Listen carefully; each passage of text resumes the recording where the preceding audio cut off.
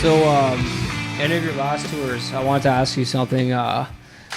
Any stories you want to share? Any crazy shit? Any disgusting shit? Anything? Anything memorable? Yeah, for sure. Well, I mean, nothing that you can probably talk about and say it's like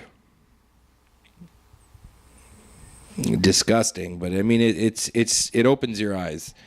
We were in Spokane, Washington, and we get to the club, and this chick who... This is Gypsy Chief? This was Nimbus. Okay. And this is one that like really rings a bell. We were at this club, and like this chick comes up to us, and she's got like a notepad like this, and she's got a pen, and she's like, okay, what kind of pharmaceuticals do you guys like? And like, we're like, what? And she's like, white, brown, green, all this stuff. She's like ready to like take our order, like at a drive-through. And then she's like, well, that chicks. Sounds awesome. Yeah. It starts pretty good. And then she's like, chicks, any red, blonde, brunette, what do you want? And it was like, I got a girlfriend, and I'm okay, I'm good. And so she's like, okay. And so she goes to like other people in the bands, because it was Crowbar, Entombed, and Propane as well. And so she goes to like all of the guys, and I see Gary from Propane, who's like, a legend in New York, like fucking New York hardcore scene. And he was in the, I don't know, I think it was like the Crumbsuckers or something like that, like some band before Propane that like when he hit with Propane, everybody fucking loved him. I never heard of Propane before. Propane's like heavy shit, and just like really good, like Hatebreed stuff, right? So it's like, it's not heavy what we know as heavy. And that's fucking Hank Hill's favorite band. It's good shit. That's a good joke. No, the thing with this was she came up to us, and she was saying all this stuff, and then later on that night, when the backstage started to fill up with these chicks, right, and people were like smoking weed, and like certain guys were like just mingling and stuff, and Gary from Propane comes up to me. He's like, hey, did anybody order any of those girls? And like, I was like, no, I think we're good. And he's like, okay, because I recognized her, right? Like, we started talking, and we're on our way back to my hotel, and she's telling me, she's like, yeah, I used to bartend in Switzerland when you guys were over there for the European tour. And he's like, yeah, I know, I totally remember. You were the American that was there. And she's like, yeah. And he's like, well, how's everything going now? And she's like, I don't know, it's pretty good. I'm HIV positive, and but life is pretty good. And this is the chick trying to bang everyone? This is the chick that was taking the orders. Holy fuck, yeah. Man, the Carl Leone of Washington. Fuck. And a female. And so we, after, once that came out, it was like, pretty much like, literally music, like the record player just, and just everybody out, and so like, everybody was off limits from backstage and stuff, just in case, because nobody. So what, this was like a posse of HIV positive escorts? I don't think it was that, but I think that the girl, like, I think that the den mother was. Oh my God, the queen bee with her fucking with her pestilence. Fuck, Jesus. Right.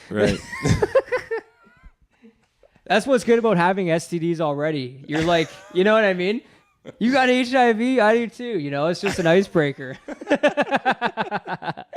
Let's do it. Let's fucking bump uglies, literally, let's bump herpes. Yeah. Well, that's like me. When I hook up with chicks, being the rock star that I am, I just assume they have herpes, so I don't have to tell them that I have it, Oh, yeah.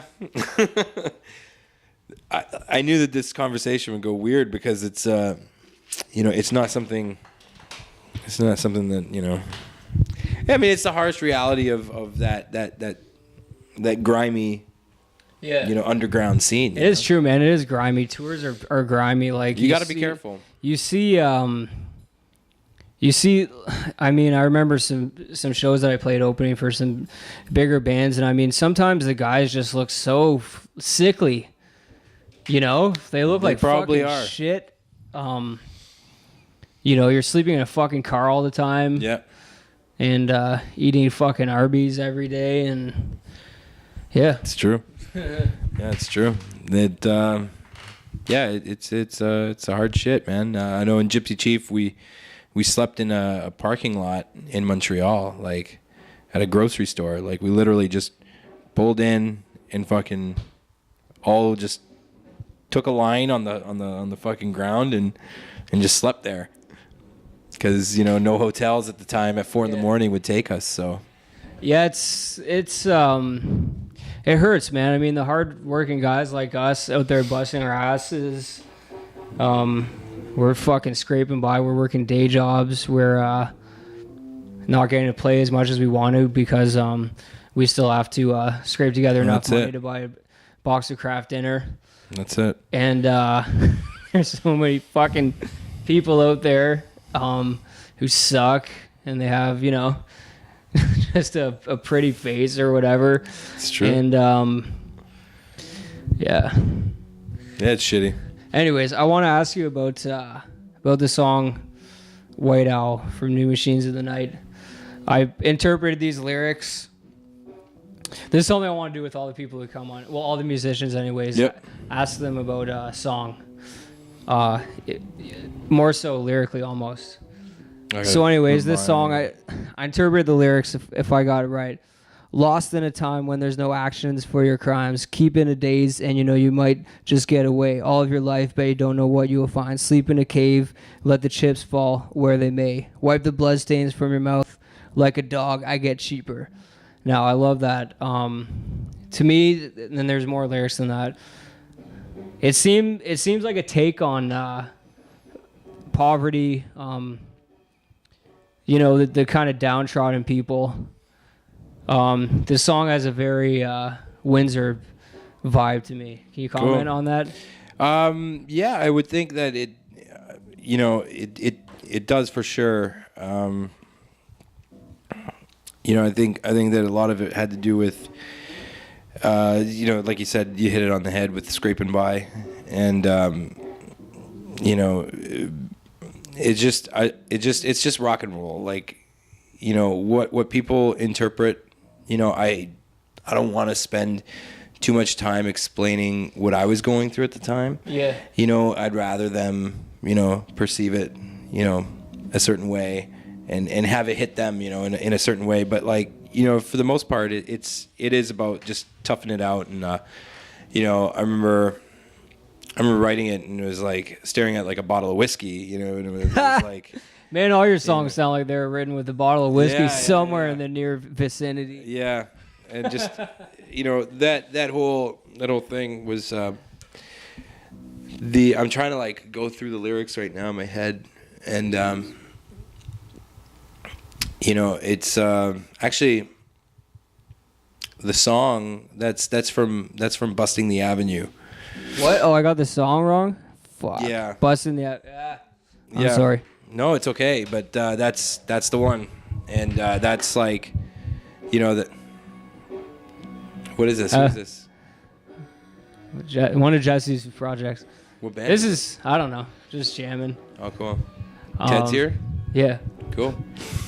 Yeah, I think it's good background noise. I don't think it's too loud. No, it's not. But the songs themselves are like a stream of consciousness, man. Like a lot of it's like how I was feeling that day. It has nothing to do with how I feel today. And only a handful of songs actually, I find to me lyrically stand the test of time. Do you mean by you or by other people? By me. Oh, okay. By me. With me personally. There's certain songs that like kind of hit me a certain way still, but this one in particular is about the scene, about just scraping by, never being able to like, you know, kind of get there, you know, and it's like hookers are always going to be like held in higher regard than you are, you know, and just. To me, this is just this song is just the lyrics invoke just walking down Wyandotte Street on one of those humid summer days, and you know all these scumbags are just out and about. For sure. And but I mean the way you write this, it's also non-judgmental to me. Yeah. The way it comes across, it's like you're saying it is what it is. I don't think I'm better. Actually, it sounds like you're in it more than anything, you know. Yeah. But I love that line, man. Like a dog, I get cheaper. I love that. Yeah. Fucking love it, man. It's That's like it's a play off like, you know, a chick being called a bitch, you know. Oh, okay, so it's like a dog, I get cheaper, and then I think there's I interpreted it differently. I saw it as like a person getting older, and even though they're that much more well behaved, even though they're that much more experienced, even though they're that much better of a dog or as a person, they're fucking older and uglier and less valuable. People are gonna buy the fucking puppy before they buy that old fucking dog who will die for you. You know? It's true. Yeah, man. That's what I'm saying though. Like it's like chances are your interpretation is gonna be better than mine because, you know, it was better. You should have went with mine. It was for sure. The you know, the idea is there is it's to, you know, just keep pushing on. That's it. Can't get any more. I'm not gonna get fucking poetic about it because it's you know. Yeah. Remember, like, you know, pen the lyrics in like a couple minutes. So. Yeah. Yeah. See, I'm not like that. I like fucking. I pick my brain a lot for the. Actually, I write down a lot and then I end up picking like a tenth of it or something like that. Sure. I remember I'll write like pages of dialogue and pages, and then I'll go and record, and I'll end up finding spots in the page that like actually like the words just kind of jump out off the page for me, and then I'll use those lines, and then, you know, something that's like kind of neat, you know, like linguistically, like it's, you know, aesthetically, like it looks nice, you know, on paper, like, you know, and there's enough syllables there, I'll repeat, you know, it's like I don't really think about it too much, man, because it's like there's always another song that I got to think about, or there's like another track that, like, you know, needs to be written. You know, it's like if I get a sense that this isn't gonna be the song that fucking, you know, churns $1 million into gold for me, then, you know, then fucking on to the next one, you know.